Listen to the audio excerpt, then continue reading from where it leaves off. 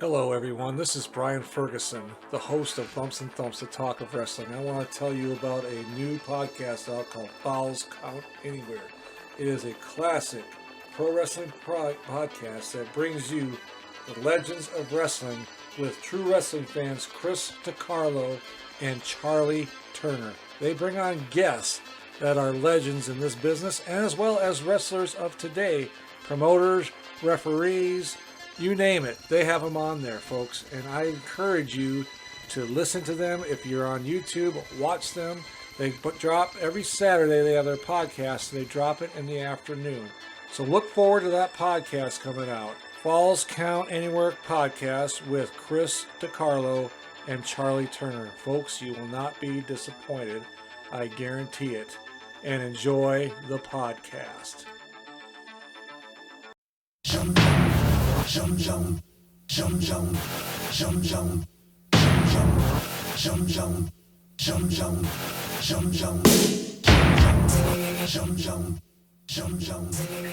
to another edition of Bumps and Thumps, the talk of wrestling. My guest today is the daughter of the greatest manager of all time, Bobby the Brain Heenan. Some folks call him Weasel. However, in my opinion, and many others, he's the greatest of all time. I want to welcome Mrs. Jessica Solt and my partner in crime tonight, George Shire. Guys, thanks for coming on. I really appreciate it. Thank you so much. Thank you for having me. Yeah. I actually found you, Jessica, by accident. Full disclosure.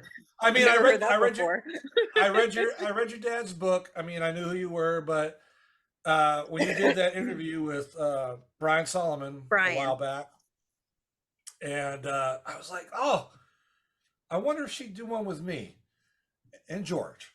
And I reached out and you agreed, and I'm so glad you did. Thank you again for coming on tonight. I really appreciate it. Oh, I thank you so much for being here. Any chance I have to talk about Dad and share stories about him, I'm always down for that. Great. Well, we're happy to have you on. So let's get right into it. Okay, you are the only child. Yes. Of Bobby, and that's pretty special in itself. So I'm sure you're pretty spoiled and things like that. Yeah, Dad and I talked about this often because, I mean, from a mother's standpoint of two teenagers, hell yes, I was spoiled. But looking back on it as the teenager being spoiled, Dad was like, well, you're not a mean person. You're not rotten. You get A's and B's. He's like, you're just pampered. Spoiled things turn rotten and you're not rotten. So you're just pampered. And my mother would just roll her eyes because, you know, I was spoiled pretty much is what I was. But it wasn't like I was a mean he would never have allowed that for me to be like any type of a brat or anything like that. Yeah.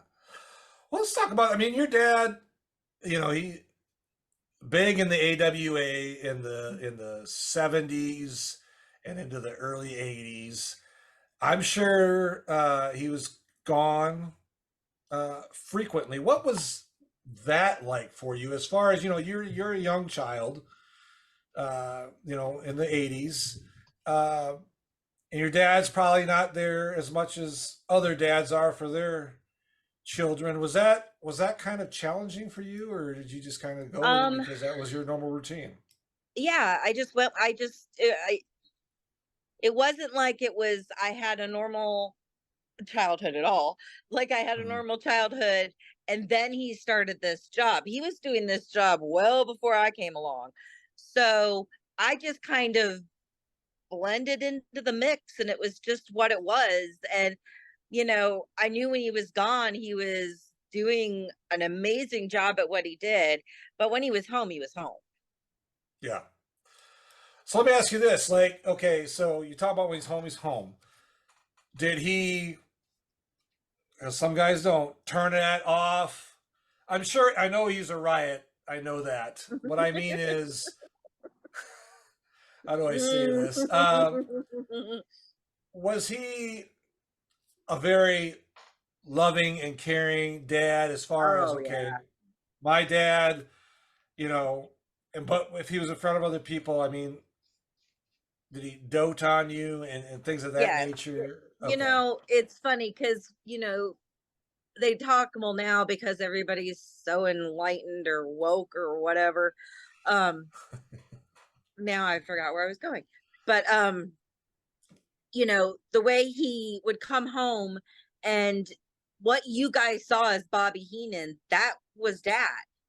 Okay. I just got we have our own love language. Like when you see my husband and my daughter start wrestling in the middle of my living room, that's just them saying they love each other. They beat on, if I make fun of you or something, that means I like you. Like that was our love language. So um he was always Bobby Heenan was Bobby Heenan, I guess Ray Heenan, um but with me it was, I always called him my big toy, and I was around before the Austin Powers movie, so mini me wasn't even a term used, but if it could have been, my lord, my poor mother. Mm. I see the resemblance Mm-hmm. in your face of Bobby, very much Yeah. so. Yeah. Oh, Yeah. you should see my son. Oh, it's like looking at dad. It's crazy. Maybe Does we he even met have the Bobby blonde too. hair? He has blonde hair and blue eyes. He's got my dad's eyes and his hair, and my husband's height and my dad's build. So I mean, he's huge. Yeah. Like I said, he's Wow. 14. He's 6 foot, Yeah, 6 180. feet. Wow. Yeah, he's a big boy. Guy. Yeah. Playing PlayStation. Let's talk. Okay, so when your dad was home, did any other you know guys come over and just Oh yeah. sit around and chit chat, not just about wrestling, but I mean just in general life? I mean, what was that like for you? Like Blackjack, Lanza, or Patera, Yeah. or those guys coming in? Well, things were so different back then than they are Yeah. now. Now it was definitely with the WCW changeover is when it started to become a business more than like, a family. Like my dad could leave me backstage and go do what he needed to do at a show and know that I'd be okay because someone would watch out for me because that's how it was. Yeah. And so, I don't remember Patera because I was younger back then, but Lanza, in fact, I spoke to him last year when my mom passed. I spoke to his wife, Barb, and but like Angelo Mosca, he was in our lives till the very last day. Him and my dad, oh my lord, the things they would do when I would have parties. Oh my god. And yeah, and they'd show up to my high school. We'll get into it. Yeah, no, it was a very, we never hung out with Hulk Hogan. We went to his Christmas party every year, and if it was his birthday party, we went or something. But like an every weekend type of thing, it was Lanza and Mosca, his good friend Mike Tenay, Gene Okerlund. Oaks was always there, always since the day I was born. He was there at the hospital when I was born. So, and when we lived in Minnesota, it was Adrian, Jesse, those type of guys. But yeah, towards the end, Steve Kern, Jack Briscoe. In fact, I'm going to see Steve Kern and Jack Briscoe Saturday night. Okay. I try to keep in touch with everyone as much as I can. So we're going to go to dinner. Oh, awesome. Yeah. I tell you, I got to ask you, when you were younger, let's say you're like preteen and you watch your dad on TV and the guys that are with him, right? You see him on TV, they're talking all this trash and everything else. And then they come to your house and they're like probably totally different people. Did you just kind of look at your dad and say, or your mom and say, these aren't the guys that were on TV? Did you ever think anything like that? Or hey everyone, this is Brian Ferguson. Fans of the AWA, you are in for a real treat. My friend Joyce Poston has just released her book titled My Ringside Seat to the AWA. Joyce writes about her personal experiences with wrestlers such as Nick Bockwinkel, Lord Alfred Hayes, Baron von Raschke, and others. Joyce also has published many photos from her collection that you will not see anywhere else. Order today by email at joyce.postion@gmail.com. Payment is through PayPal. The book is only $20 plus $6 shipping and handling. International orders, please email Joyce for shipping charge. Folks, run, don't walk to your keyboard, and order today. And enjoy the podcast. I just, maybe just because of the way I was so close with my dad, I was an extension of him. So the way they joked with him was how they were joking with me as a preteen. And I was pulling pranks on like Shawn Michaels and the Legion and Mike, Mike and Animal from the Legion of Doom. I was pulling pranks on that. It's like they never, it was their job, Yeah. And like when Dad went out and did his thing, if I was in the audience, I started the Weasel chant first because that's what got him over. Yeah. I understood the business, and I actually got in fights in like 5th and 6th grade with boys because they'd be like, wrestling's fake. And I was all here, protecting the business, kayfabe and all this stuff. And my dad's like, you can tell them. And I'm like, I just beat this kid's ass and you're telling me it's okay. When you say that about being, at the arena when your dad's wrestling and starting the Weasel chant. Oh, yeah. And, you're telling me that you really took an interest in his work. Oh, yeah, I did. Which for a lot of kids, they're lucky if they even know what their dad does when he leaves in the morning, the normal 8 to 5 job or whatever it is. And then dad comes home and they don't know anything about it. So I'm thinking you had a very unique opportunity when you did travel with him or were allowed to go with him, that you saw, hey, this is what my dad does. And that had to be cool. I mean, it really did. Oh, for sure. I was proud of him. Even as a kid, I knew how cool he was. Like, I understood it. And probably about the age of 10, I think 10 or 11 was my first summer. My mother's from Pennsylvania, and in the summer is when they do, or they used to, at least in the late 80s, early 90s, they would do like the Northern Territories, like New York, Pennsylvania, some Vermonts and stuff like that. So my mom would go to her mother's house and we'd start out there, but then Dad and I would rent a car and we would drive all over New England for the summer, just Dad and I. Wow. Yeah. And then when I got to drive, he drank the beer in the seat. And when I was 10 years old, I was the one drinking the beer in the seat. No, I'm just kidding. So, did you ever wonder what could have been with the AWA had things gone differently? Had their fortunes gone differently? Had certain wrestlers not left and perhaps more money would have been at the disposal of the Gagnes? Well, wonder no further. You can go to Brad Drake's YouTube channel and experience the 1987 Supermod for yourself, as Brad Drake starts off in May 1987, along with Greg Gagne, Baron von Raschke, Vern Gagne himself, Nick Bockwinkel, Larry Zbyszko, Kurt Hennig, and a slew of others, as he plays and saves the AWA. So, Jessica, when you're a younger girl and you're going to school, and how did your classmates, friends, or how did they react when they found out that your dad was Bobby the Brain Heenan? Did they react good? Did you have retaliation, or how was I had that? a lot of so I had a lot of retaliation. I didn't understand where it was coming from. Right. So a lot of it hurt my feelings. And when people would talk about what they did for the summer and then they'd ask me and I tell them, then they'd be like, oh, she's bragging. And I'm like, but you asked.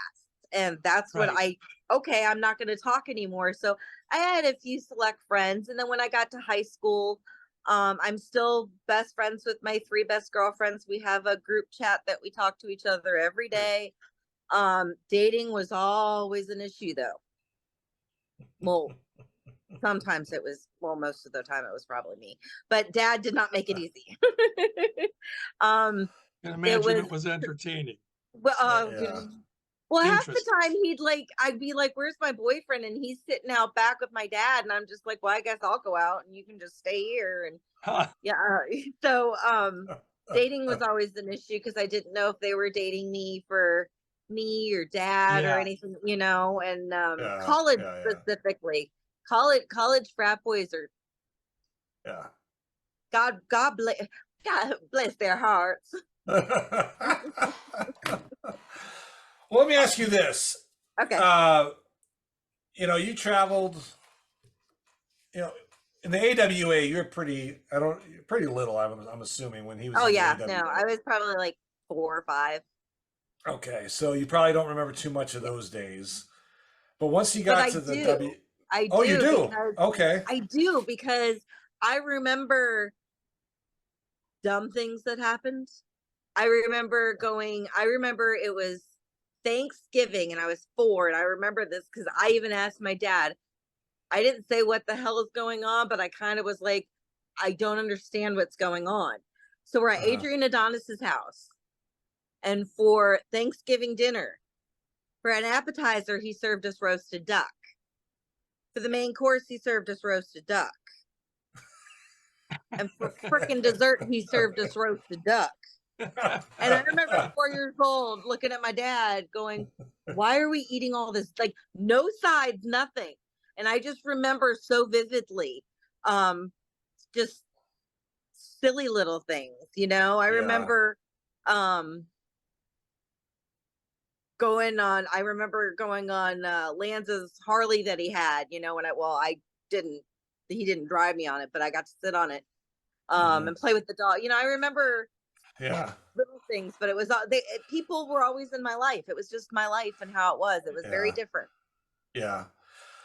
Was there a big difference between when your dad went from the AWA to the WWF as far as Oh my Lord. Yeah. yeah, I schedule wise, I'm sure he was on the road probably a lot more, but I mean the environment as far as with Yeah. you. Well, you know what though? I'm still friends with the Gagnes. I actually talked to Greg Gagne about a month ago. Okay. And so I'm still friends with them. Mhm. And Dad and Vern didn't part on great terms. And if I remember correctly, Vern might have pulled a gun. I'm not sure. Okay. But they were friends at the end, so it didn't matter, right?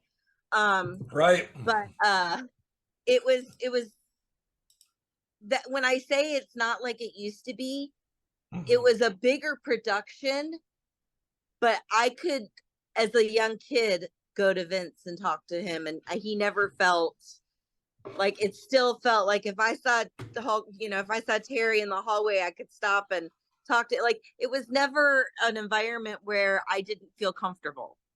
That's good. Yeah. Yeah. Yeah, I was gonna say, because sometimes I mean, AWA was a regional, and then you're going to a Right. place now which is going national, has a lot of exposure. Oh, honey, I was ready for my close up at 5. Please, Well, I was ready. Okay, so your dad spent quite a few years WWF. Yeah. Probably, he The greatest had a great run there. What is one of your favorite memories while he was in the WWF of him? That was with whoever or whatever, maybe even there's 2 memories specifically. One was I did a bit with him here in Tampa at Busch Gardens where I had to call him Weasel and stomp on his foot. And they're like, you know what a working stomp is? I was like, screw that, I'm going for it. And I mean, I crushed the hell out of foot. But I was like, I know how to. And Dad's like, you're not supposed to stomp on me. I'm like, oh, I'm sorry. Did I miss? Let's try it again. But and it was Girl of Monsoon was there, and I just remember that day. And his wife was there, and my mom was there, and it was just. And Vince was there in the background, and Kerwin, the director, and just I remember it was family, and we just had so much fun. And then we came back to my house and had dinner that night, and it was just one of the most fun I've had with my dad's job, playing with him, as I called it. And the second memory for me is when 92 WrestleMania in Indianapolis. Okay. They did the whole where Bobby Knight was the coach for Indiana, and his slogan was Indiana's favorite Bobby, but he allowed my dad to use it for a marketing campaign coming up to WrestleMania, and they put his face on the side of buses. My dad almost tipped a damn bus. Who let him drive the bus? I do not know. I mean, he used to get tickets for going too slow in our hometown, so Oh he boy. should not be driving a bus at all. But I just remember really just being so proud of him, and all his friends from the old neighborhood came out, and he was proud and I was proud, and that was a really, really great moment for him. Yeah. So even way back when you were really young, you were aware, or at least he made you aware, that what he did, he was okay, even though they were beating on him. And I want to tell you, any wrestling fan will tell you this. There was no one that could take a beating better than Bobby Heenan. Oh, heck yeah. And make it look like so he good. And the thing is that with his drawing power, he could get his ass kicked, and tomorrow night in another town, they'd come to see him again because he just had that charisma. And I love when you mentioned about you started the Weasel chant. Yep. Because Bobby made it a point that on a lot of his interviews, this was when he was still AWA, he made it a point on an interview, he'd tell Gene Okerlund, and he'd be angry when he's doing it. He says, and I don't want to see any of those Weasel posters. And of course, that was you may as well just told people to pile in with them. And Bobby was selling them. Oh, he knew what he was doing. At the St. Paul Civic Center. And that was great. I mean, nobody would have ever known it, but what psychology.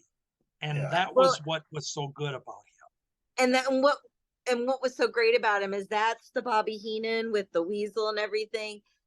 But then he comes home as Bobby Heenan and my dad with a Weasel costume that he had made in my size. Oh my goodness. At the age of 3. That's and awesome. I actually have pictures with both my kids in it too, when they were able to fit into it. I love it. Yeah. There was nothing greater than those Weasel suit matches. Oh, they were awesome. When Greg Gagne, would put him to sleep. Yes. Bobby's and out. He'd wake up and he was all and he'd wake up with these big paws and the big feet and a tail. And oh my God, what great entertainment. Oh, he was so entertaining and such a fantastic worker. Like, oh yeah. Yes. To think he started by carrying jackets back from the ring. Right. For Dick the Bruiser. Excuse me. Yeah. Yep. And so many wrestlers. I've talked to so many wrestlers. It'd be Nick Bockwinkel, Ray Stevens, Lanza, even Greg Gagne, everybody. They tell you the worker in the ring, there was nobody better than Bobby Heenan. That if Nick didn't show up, Bobby could take his place and the fans loved it even more, and so on. And that really says a lot. I mean, it really does. Well, and I think what I really liked about his there was an intelligence to his comedy because he was self-deprecating without being self-deprecating. Like he made himself this big man from Beverly Hills, California. I wish I was from Beverly Hills, California. But he, this guy from Beverly Hills, California, wearing all these sequins and everything. But he's the guy in the Weasel costume. Like he was he knew the joke, but he was trying to get to he was just it was so intelligent the way he played I could say character, but it was him. I mean, I guess he played himself. I mean, I would say, and even when people were rude to him, what was it one time? This guy was really rude to this lady at the ticket counter at Delta or something. I mean, my dad let this guy have it without the guy knowing that my dad let him have it. That's how awesome he was. Yeah. Everyone else knew he was letting the guy have it, but the guy was like, Bobby Heenan. He's like, oh, the asshole. How are you? You know, and the guy didn't get it. But my dad was like, what an asshole, you know? So, I mean, he was so good at what he did. Well, he had that wit, that quick wit. And, you know, we all know in hindsight in the interviews that were done for pro wrestling back in the days on TV, that the wrestler had 2 minutes, 3 minutes to get over to make you hate him or love him and go buy a ticket. But Bobby, and they didn't have scripted interviews in those days. No.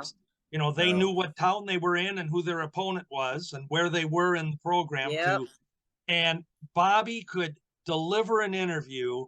And of course, Gene Okerlund could play off, you know, oh, come on now, Bobby, and stuff like that. And he'd have that wit that if you really listen, you'd sit back and you'd be chuckling. And I remember one, and I don't know if you remember this. It was a Thanksgiving night that we were going to have a card in St. Paul. And Nick was defending the title to Mad Dog Vachon. Now, Mad Dog's the favorite at this point. And your dad comes out and he's got a newspaper folded up and he's slitting it against his arms and says to Gene, he said, you know, Gene, we're not going to have turkey tonight. We're going to have dog. And you know what you do with a dog? You take the paper to him and then you take the boots to him and you kick his teeth out. Both of them. And there's the punchline. Both of them. The dog's teeth. I love it. And I remember I was rolling on the floor and Bobby walks off and Gene just gives one of his classics look. And well, when I used to travel with the Summers, one thing that a lot of people don't know is in WWE time, my dad was the one producing most of those interview type segments and teaching the younger guys how to do them because I mean they were very wet behind the ears. And so he'd be like, you got to say this in this much time. This is how you do it. Watch me, you know, listen to me as I do it kind of thing and teaching them. And there were some times where Gene and Dad had to take several takes because they couldn't stop laughing. This isn't something Dad said. You just, I mean, I just, well, and him and Gorilla too, man. Oh my God. Oh yeah. There was the one segment, and you maybe have heard this. He came out with a wrestling news magazine, and he had it in his hand. And Gene Okerlund, and I don't remember who Nick's opponent was, or it was Vern. It was Vern Gagne, and Bobby just held the magazine up, and we saw the back cover and the front cover as he opened it, and he says to Gene, he says, "What is Vern Gagne going to do when Nick does this?"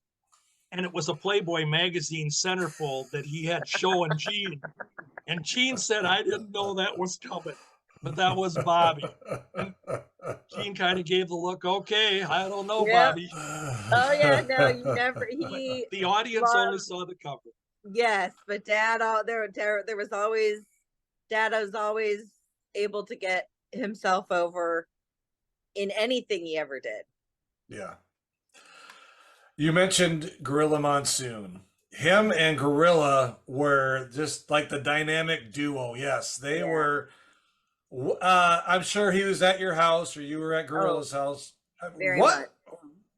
You hear all this, their relationship. What was that like for you and your dad? Exhausting. No, those two, how you saw, and people do not believe me, but I only know this because of spending time with them in my home, in their home, family vacations. We took cruises together. How they were on the air is exactly how they acted everywhere. Like they were in the room one night and Dad couldn't open a bottle of Tylenol. I'm watching this whole thing as like 11-year-old, and I remember I almost peed my pants. Okay, so Dad's trying to open the Tylenol bottle and we can't get it open, and of course, he's like, "Give me that!" So he grabs it and he pops the bottle, and the pills go everywhere. They both lean down at the same time, bonk heads. Dad falls down. I am laughing. Like that was their life. No matter what they did, they should have had a reality show of those two. If reality TV had come around sooner, Yeah. Oh my gosh. They were Well, so great. And they were the best of friends. They were Well, I remember reality he TV. cried. Yeah. Yeah. I remember Gino cried, or Bobby cried, Oh yeah. real tears when he talked about Gorilla passing. He does. And He did. yeah, Yeah. Yeah, they were best friends. Like they would Yeah. talk if they weren't on the road together, they would talk on the phone as much as grown men talk on the phone, I guess. But Yeah. you know, they I'm still in touch with Gorilla's daughter Valerie and her two boys, Gino and Joey, and I'm in touch with Maureen, his widow, and you know, thank God for Facebook. That's all I'm gonna say. I mean, Sure. I'm in my Yeah. 40s Facebook Sure. school, I guess, but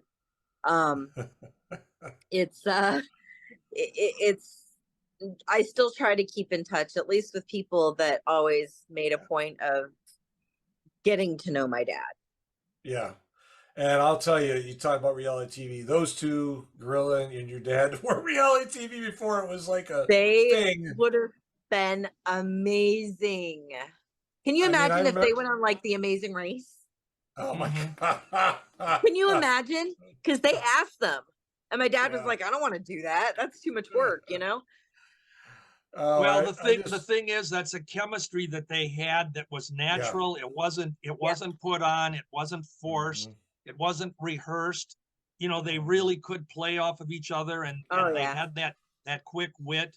And with Gino, Mhm. a lot of times playing the straight man in the thing, Yeah. it made it entertaining. yes. And Bobby, you know, God bless him. I mean, he would be the brunt of a lot of the, you know, at Oh least yeah. in those years, he'd be the brunt of taking the the joke or whatever it Oh was. yeah. And it never, and I was watching in those days, it never looked like they had to force it or pretend that they were doing it. It was natural. Yeah. Vince had once said it was the easiest producing he's ever had to do. That's a Like compliment. there was no directing, no producing. Just let them go do their thing. You know, it'll be great Yeah. TV, and it was. Yeah. What other wrestlers specifically do you recall growing up that you know you mentioned Mosca and you've mentioned Adrian and some of them, but was he really close with Nick outside the ring, or did they go their own ways? Ray Um, Stevens, I know, was a favorite of your dad's. Ray Stevens lived with us until he got very sick and went into hospice. But he lived with us. Wow. My mom always said she had another child, and his name was Ray Stevens. Oh yeah. But my dad basically, because Ray kissed away everything he ever Yep. earned in anything, and so my dad took care of him. My dad just was like, "Of course, I'm taking care of you. We're moving you in. You're going to stay in the guest room, and that's it. That's how it's going to be." And my dad paid his medical bills, and that's the kind of, and you don't have to ask my dad. My dad would be like, "Oh no, I'm doing this." You know, Yeah. he had the biggest heart, and that's why Yeah. I loved his love language, because he was such a smart ass. People were like, "Does he like me? I'm not sure." And my dad liked keeping people on their toes. Right. Yeah. Yeah. He used to Yeah. call it entertaining himself. Let me ask you this, Jessica. You know, when he got along later at WWF, we kind of noticed that, he wasn't taking the bumps anymore. He had a lot of injuries. I read in the book about his neck and his back and other things. That transition from the WWF/E to WCW. And I know you were older, so you could see Yeah. what was going on. If you don't mind, we'd like to hear about that, because in the book it's pretty Oh, I'd be happy to. it's very, yeah, it's crazy. Yeah. But if you could tell the fans about it a little bit, I'd appreciate it. Absolutely. So, basically you could see the light in my dad's eyes being snuffed out slowly. Mm-hmm. Bischoff and Shivani, those two were so calculating and manipulative that a 15-year-old can see it, and actually had Shivani and his pig of a wife leave our house because I called him on it one day and he didn't like it, so he left. And my dad was like, well, good, more food for me. But yeah, he was not happy there. He missed Gorilla. He missed Gino. Yeah. He missed Vince. Dad and Vince had nobody could talk to Vince the way my dad did, or they would have been fired. Yeah. Like nobody talks to Vince that way unless you're my dad. But going to the WCW, at first it was a great thing because honestly, the main reason he went there was because they were offering him health insurance and he needed to get his neck fixed. That was the main reason they offered it to him. He would have stayed with Vince for less money, but he had to get his neck fixed. Yeah. And he heard it in 84 and this is 94. Sure. So, Well, I had the same exact surgery and I only went 2 months and it was excruciating. Yeah. In your dad's book, he talks, he mentions Schiavone by name and Bischoff. But he talked about going to an event for you. I don't know if it was your graduation. I don't exactly remember the event, but he said he had a very difficult time getting a day off, even for It was for my high school graduation. Okay, I couldn't remember if it was you were going to college or your college graduation, high school graduation. No, I knew it was a for my very high school graduation. significant event, and they were like, giving him a really tall. He flew in that Friday. We graduated Saturday. He left Sunday morning. Yeah, and when I read that, I was just. I can't even describe it because family above all was else. Always family was all. I don't know. It just the way they ran things just wasn't. Right. Yeah, it wasn't. To what I've read in your dad's book is that family was the back above burner. Everything. Yeah, for WCW and for Eric, and then But there was a lot of chaos in there too, and your dad talks about that some. Even with his job, even as he was just a commentator. He wasn't managing anybody. Nope. He wasn't. He was just commentating, and they even didn't got know to what to do with him. Exactly. Now my question is, I believe there was an incident involving where he got hit in the back of the head or something. Oh, by Brian. Brian Pillman. Yep. He had just had the surgery for his neck like a month prior, and he specifically told Brian. Brian was a really nice guy. Unfortunately, drugs make people do stupid things, so he does it. But even not on drugs, he had the attention span of a goldfish. But really nice guy. But he told Brian, he's like, "Don't touch me, please, don't touch me." And when Brian grabbed him, he was like, of course, and got fined and in trouble. My dad was so upset because he cursed and he had a bad guy image, but he didn't have a bad, Wreck-It Ralph's movie said it best. You're a bad guy, but you're not a bad guy. Right. Exactly. I always loved the way, I was like, that describes you perfectly, Dad. Yeah. Well, one of the things that I think you touch on when you say he was a bad guy, but not a bad guy, and that's perfect. Yeah. It also speaks to the character of your dad, because I know in that turbulent time when Vince McMahon was going for the expansion and taking wrestlers from territories, and there were a lot of wrestlers that just up and went with Vince, didn't fulfill their commitments, their bookings that they had. And I know, and Greg Gagne has told this to me. Yeah. He said, a lot of the guys just no-showed. They didn't, they had taped shows and they were supposed to appear and then they're not. And the promotions are having to explain why. And he says, Bobby Heenan actually came to Vern and he said, he told him I was leaving. And I think that's where you kind of got that story about, was there a gun involved or whatever?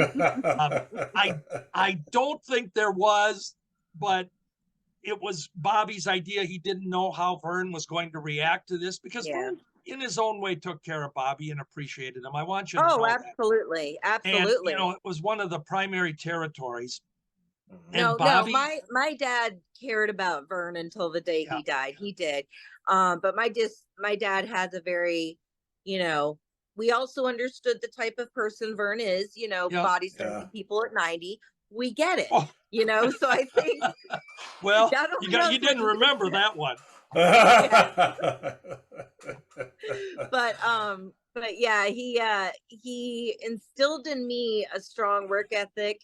You honor your commitments. It's all about your word is your bond. Like that's really he's like, if you don't have your word, people can't trust you and you have no integrity. What is there? Yeah. There was a thing that I had noted here because I read his book a long time ago, but I made a note. Your dad about Vern Gagne. He said that Vern was very strict. He made you do things that other people didn't want to do. And things like being on time and coming to work, as long as you could do that, you got along with Vern. And he paid well. Yeah. And he also talked about paydays. Paul Bosch was one of his people that he had mentioned in Houston, being a good pay guy. And he also mentioned Sam Muchnick. And I don't know, did you know any of those promoters? I knew Sam. And Bobby was special to Sam in this sense, Jessica. I don't know if you were aware of this, but Bobby Heenan was the very first manager and the only manager that Sam Muchnick ever managed in St. Louis. He reminded us every time we saw him. Okay. Like Sam and it's that type that you've got to remember. Sam's like, Bobby, you're lucky, you're the only person that's ever. Yes, Sam, we know, babe. It's like we know. But that was just he was a great. When my dad was with the WWFE, whatever it's WWE, we will call it for now, so that nobody gets in trouble.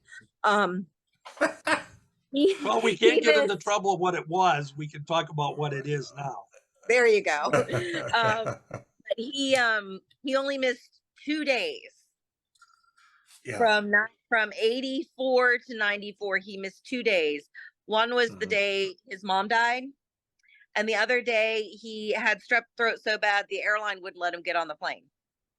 But he was going to work. Yes, that's in the book. I remember reading that. Yeah. Wrestling fans, promoters, wrestlers, and anyone who enjoys pro wrestling now have something new to be excited about. The Wrestling Fans International Association, the WFIA, is back. WFIA is an association that exists to promote, grow, and support professional wrestling throughout the world. Membership is free. Your membership includes a free digital bi-monthly publication of the Wrestling Fan News newsletter, association updates, voting privileges, and much more. Please go to thewfia.org, that's thewfia.org, and become a member today. So, I'm going to fast forward just a little bit to when your dad was inducted into the WWE Hall of Fame in 2004. I'm assuming ever. Yes. I'm assuming you were there. I don't. Yep. Okay, so how was that for you? I mean, you're older now. You're out of college. What was that experience? I was married. Probably just starting a family. Okay, so nope, no kids yet. So we went out with the Guerreros that night. God help us. But talk about that experience for you and your father and your family. Your mom, your husband. What was that like for you? I mean, it was. Vince really went out of his way to show. Not just Vince, but Peter, Triple H, Peter, and Steph. They really, Steph came to our room in a hotel to make sure everything was okay. Just from the start to finish. I could see how much they love my dad. And so I just knew it was going to be amazing. Me personally, I'm a crybaby, so I cried the entire time. because I'm just so damn proud of him and what he's Yeah. done with, Yeah. I mean, he didn't have a great start in life. And to Right. have to leave school in 8th grade and start working and taking care of 3, dependents, that people that depended on him, you know, he was a tough SOB. I mean, he was a Yeah. huge baby. Don't even okay. So there's dad. To me, he was a big baby. He really Yeah. was. I mean, Yeah. in college, he had to call me every morning to wake me up for class, but he was making sure I got in from the night before. Good dad. Oh Good yeah. dad, Oh yeah. yeah. But I you know, remember when doing that. oh yeah. But you know, when it was fun because he'd come to like the sorority house and he'd have dinner, and all the girls, like whenever they were in Birmingham, he'd send like 40 tickets to the house and we'd all drive to Birmingham from Tuscaloosa. Wow, And yeah. he'd come out and just that Weasel the 40 of us, just I mean, and it was college. Yeah, gotcha. Really loud and obnoxious. We were blitzed. We'll just say it. It Yeah. was Southern sorority girls at our finest. Yeah. But yeah, so I mean, he just always, and I mean, even my friends who I've been best friends with since high school, they had a special relationship with my dad. Yeah. Yeah. And I remember my senior prom, my dad doing keg stands with them, I think. Oh boy. Yeah.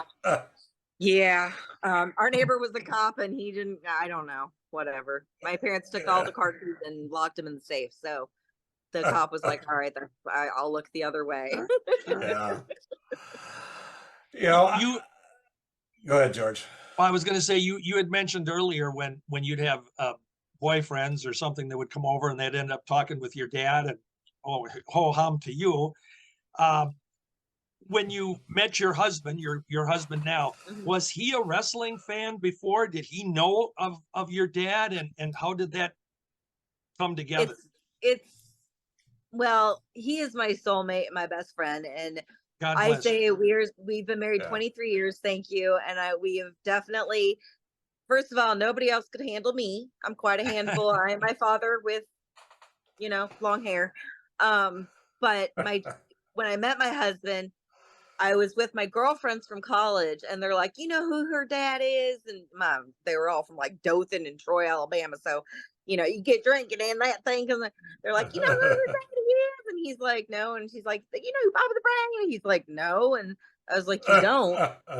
And he's like, no. And I'm like, okay. I was like, so I got to talking to him, and kind of fell in love with him in the first couple days. So after that, I come to find out he was a wrestling fan, but he hated my dad so much it made him stop watching wrestling because my dad was always starting shit. Oh wow. And then when I got married, turns out I married my father because he's exactly like my dad. Then I had 2 of them ganging up on me.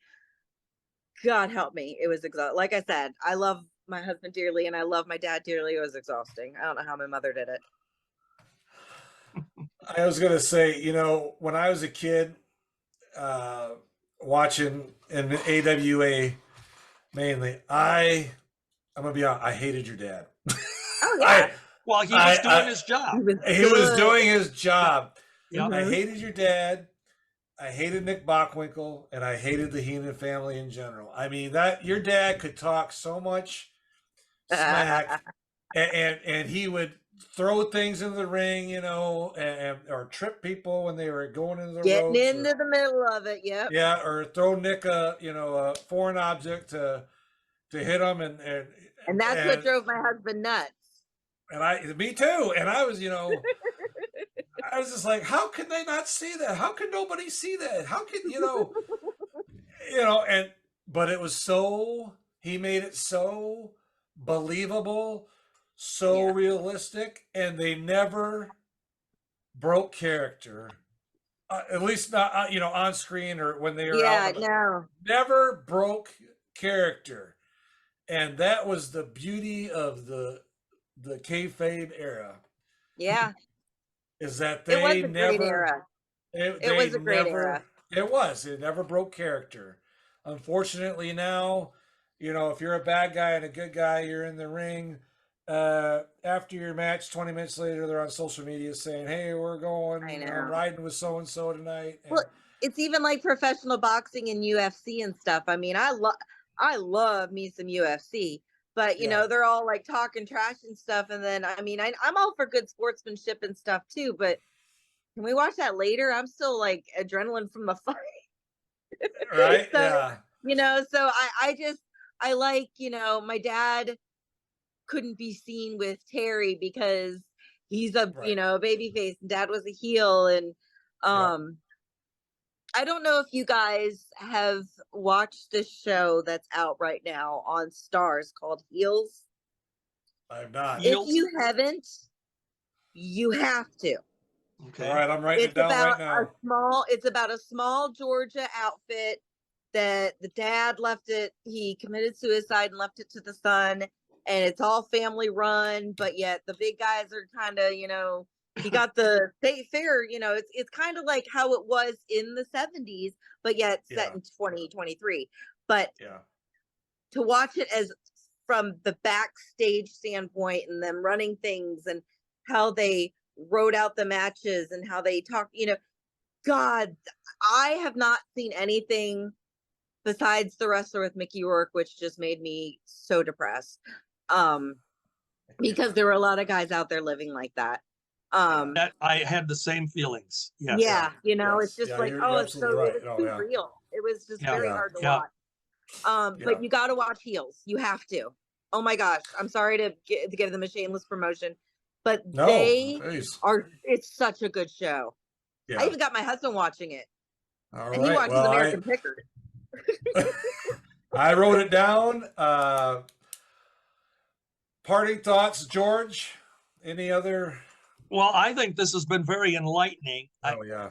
I know that all of us, as longtime fans, and I've been on the planet a lot more years than you, Jessica. I saw your dad for the very first time in 1966. He managed Harley Race for a few shows. Harley. So God he bless was man. pretty young. Yep. Yeah. And Harley Race for a few shows, and then he was gone and came back later with Lanza a couple of years later. Yeah. But what is sad is that we lose our friends. These are heroes for all of us, and it's a little more personal because it was your dad. Yeah. And do you care to share with us a little bit how the final few years were with him? Because I know for us as an onlooker, I prayed a lot. I thanked him a lot in my prayers. Yeah.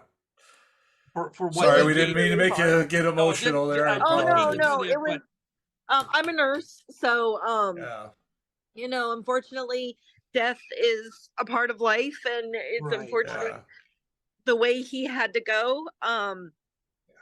But he tried to go to Hacksaw Jim Duggan and his wife Deborah, who I'm still very close to. Jim and Deb, they go all over the country. They were just in Ireland and stuff doing autograph signing, Comic-Con. Wow. Dad was doing a lot of that stuff. Up until about the last year when it was really hard for him to walk. But he still watched SmackDown and Raw, and he loved wrestling. He hated what the business had become. I will say that. Right. But he still was so invested in it. But watching him go was very hard. Yeah. Because it was so long and drawn out. Sure. Yeah. Yeah. One of the things that I want to share with you is that I enjoyed him as a person because I could always tell that he cared about the business. He cared about the fellow wrestlers. It was important to him. And this is a personal experience, and it was very brief, but it left a part of Bobby Heenan with me. I was doing a heel manager thing myself for a small independent group here 15, 20 years, well, about 20 years ago. And your dad was at one of the cards. Okay. And he told me before, and I was the evil manager where I was going to hand the foreign object to my guy and do the whole thing, you know. And your dad came up to me before this took place, and he said, "When you're up at ringside in the corner there, I'm going to come up." And he says, "Just follow my lead." That's all he told me. So he came up to me, and of course my guy is in there, and I'm attempting to interfere. Bobby comes up, and he reaches in his pocket and attempts to hand me something, and I take it, and I then attempt to give it to my guy. Well, it was nothing. He gave me nothing. When he went back to the announcer's table, they asked him, "What did you do out there just now?" And I was the Authority. That was my name. He says, "What did you just do out there with the Authority?" And he says, "It's none of your business. I gave him a tip on the Vikings." So that was beautiful. But after the card, Bobby sat down with me just for a second, and he said, "You did a good job out there tonight. The only thing I can tell you is always just be careful." And I wasn't a wrestler. Trust me, that was kind words. And he signed a photo for me that night. Oh, he signed it that way, to the Authority. Always be careful. Much love, Bobby Heenan. And so, you know, I knew this was a caring guy, and that was my experience on that. Yeah. He was the absolute best. Be careful. Yeah. He told me that every night I went out too. Well, hey, I have 2 daughters, and I know, you know, you always watched for daughters. I think the story goes more than you do boys. I don't know. But, you know, I want to know who they're with and what time they're coming home. Oh, geez. Well, I'll tell you what my dad always told people, because of me being a girl. There's 2 things you never want to see in your life: the back kitchen of a Chinese food restaurant, and what your daughter does when she leaves the house. Right. That sounds like something.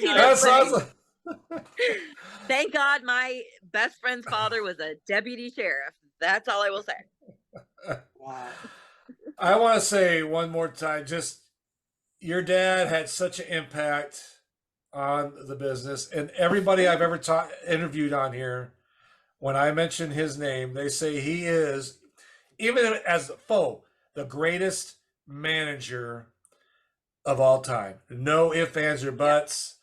There's nobody close. Yeah. So what your dad did. There was on ESPN recently, Stephen A. Smith was interviewing Roman Reigns, and I don't even know what the hell his name is. But Paul Heyman, I saw it. Paul, yeah. And he was like, "He's dead, screw him." Can I tell you the email I sent Paul? I'm sure it wasn't. I know he opened it and he hasn't responded. Let me put it to you that way. Yeah, I'm hoping that was a work. I said, I'm pretty sure. You have. Yeah, I know. I was like, I know how your business goes. Damn, dude, that kind of. Yeah, that was. I saw that. That was pretty. Yeah. That was pretty. That was a dagger. That wasn't. That was more than a work. That. Yeah. And I'm sorry for that. Oh, it wasn't your fault. I know, but I mean, it's still. Yeah. In 1979, my mom had my dad's wrestling boots bronzed. Unfortunately, before he was done using them, though, so we had to go buy new boots. But when he was very sick, he's like, "I want to use my wrestling boots as an urn." So part of him's in this boot, part of him is in the other boot up there. But normally he has a can of Pabst Blue Ribbon in here. It fell out somewhere. But that's for my husband, because that's what they drink together. So dad goes around with me everywhere. I'm kind of thinking I should start taking him on little adventures with me places and see how that goes. Yeah. Jessica, George and I want to thank you so much for coming on here. We really appreciate it. Enjoyed the conversation. You seem like a very humble and nice person, and sound like you have a wonderful family from what you've told us. Beautiful lady. Thank you. And if I was people, home with my mother a lot more. Sorry, what? I was going to say, I'm just kidding. No, you're No, you're fine. I was Well, just, if am people I? want to reach out to you, can they reach you out on social media or? Well, I'm on Instagram as Mrs. Solt, and I'm also on Facebook as Jessica Solt. Okay. I'm a nurse right now, so Yeah. I'm super famous as a nurse who isn't very nice sometimes, but I just don't like non-compliant patients. Just do what I tell you. I'm a mother too of teenagers. Do what you're told. That's all Right, I'm There asking. you go. Right. Yeah. But yeah, they can reach out to me anytime. I do answer as much as I can. Sometimes Yeah. it gets a little weird. Yeah. Yeah. In fact, when my mom passed away, I had a guy come out and saying he was my dad's son, looked nothing like my dad, and this would have been from the 60s. And I mean, I called my dad's brother. I'm like, because he does all the genealogy. He's like, dude, don't even answer that email. So of course Yeah. we made a Christmas card out of it because that's what we do. That's great. Welcome to the family. His All brother right. did just like him. Oh, I can imagine. So, ladies and gentlemen, one more time, this is Jessica Solt. Thanks for coming on. George, any parting Thank words? you. No, I just say thank you. This has been fun. And yes, you are a Yeah. very Thanks, George. beautiful lady, and be proud of Yes. your dad because he I was am. he was a hero. He was Yeah. a role model and somebody that entertained me, I know personally, for a lot of years. Yeah. And Yeah. he will forever be in our hearts as fans. Yeah. Just Yeah. know And that. anyone who's seen the DVD of him Vince did, you've already seen me cry, so this ain't nothing new. Yeah. All right, ladies and gentlemen, Mrs. Jessica Solt, thanks for coming on Thank tonight. you. Really appreciate it. Folks, if you're Humanoid. watching, there you go, humanoids. Sorry, I had to, If you're yeah, watching, it felt. no, that's great.